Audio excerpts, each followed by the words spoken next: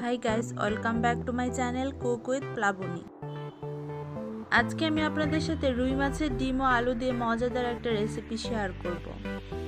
এখানে আমি একটা রুই মাছের ডিমের পুরো অংশ চটকিয়ে নিয়েছি। তারপর দিচ্ছি 1 টিস্পুন লবণ, হাফ টিস্পুন হলুদ গুঁড়া, হাফ টিস্পুন মরিচ গুঁড়া,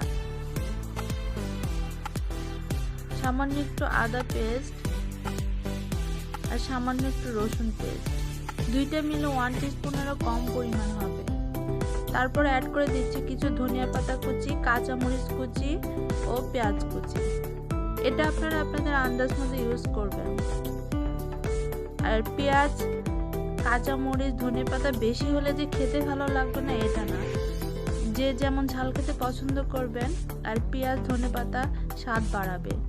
তারপর অ্যাড করে দিচ্ছি চালের গুঁড়া।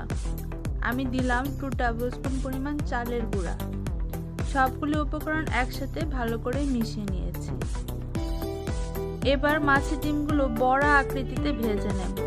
প্যানে দিয়ে দিয়েছি হাফ কাপ তেল। তেলটা গরম হয়ে গিয়েছে। এখন একে একে বড়াগুলো বসিয়ে দেব। একদম কম আছে 3-4 মিনিট ভাজার পর আমি বড়াগুলোকে একে একে উল্টে দিচ্ছি।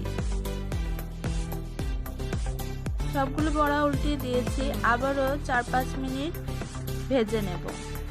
ভাজা হয়ে গিয়েছে। এবার তেল থেকে একটা ছাঁকনির সাহায্যে বড়াগুলোকে আমি উঠিয়ে নিচ্ছি। এভাবেই আমি সবগুলি বড়া ভেজে নিয়েছি। বড়া ভাজার পর এবার চলে যাব রান্নার পরের স্টেপে। প্যানের অবশিষ্ট তেলে অ্যাড করে দিলাম হাফ কাপ পেঁয়াজ কুচি।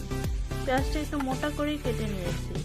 নেড়ে চেড়ে কিছুক্ষণ পরে অ্যাড করে দিলাম হাফ কেজি কোচানো আলু।